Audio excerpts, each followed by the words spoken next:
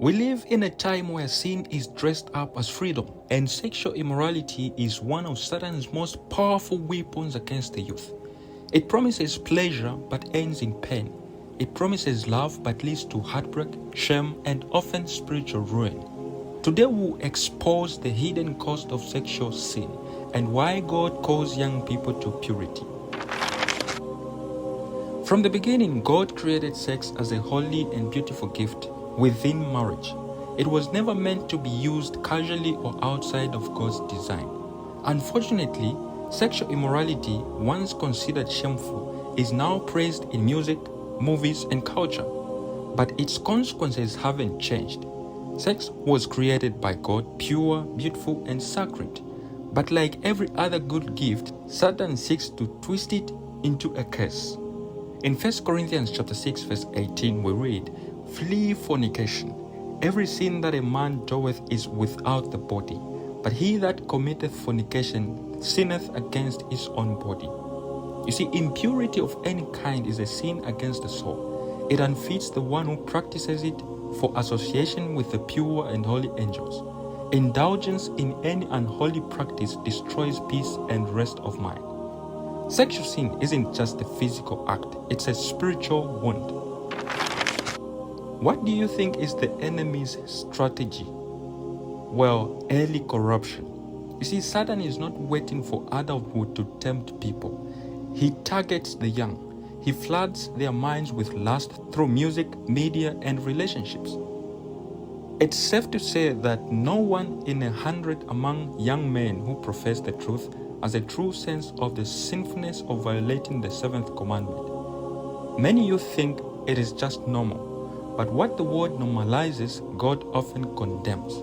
In Galatians chapter 5, verse 19 to 21, we read, "Now the works of the flesh are manifest: adultery, fornication, uncleanness, lasciviousness. They which do such things shall not inherit the kingdom of God." In Hebrews chapter 13, verse 4, we read, "Marriage is honourable in all, and the bed undefiled, but whoremongers and adulterers God will judge." What are the consequences of sexual immorality? Well, sexual sin brings deep consequences: emotional scars, broken trust, unwanted pregnancies, disease, but even more seriously, it weakens your connection with God. Proverbs chapter 6, verse 32 says, "But whoso committeth adultery with a woman lacketh understanding. He that doeth it destroyeth his own soul." Licentiousness is the special sin of this age. The lust of the eye and corrupt passions are aroused by reading, by beholding, and by hearing. The mind takes pleasure in contemplating sins which awaken the lower passions. These passions, if not surrendered, can lead you far away from God's plan, into misery, regret, and even death.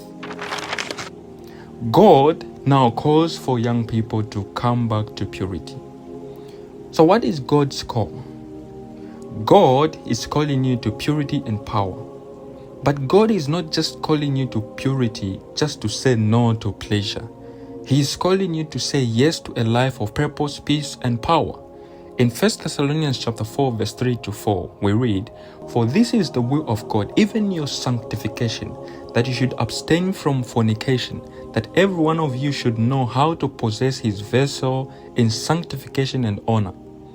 You see, the greatest want of the world is the want of men who will not be bought or sold, men who in their inmost souls are true and honest, men who do not fear to call sin by its right name, men whose conscience is as true to duty as the needle to the pole, men who will stand for the right though the heavens fall. God is raising a generation of youth who will resist the current of lust and live with holiness in a corrupted world. Young friends, do not let the world lie to you. Purity is not weakness, it's power. Self-control is not outdated, it's divine protection. Save your body, your emotions, your spirit for the one God has for you in marriage. Be different, be holy, be free.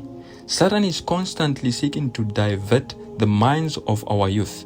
Many are ruined through the indulgence of lustful passions. Flee youthful lusts. Stand for purity. And if you have fallen, get back up. Jesus still calls you today.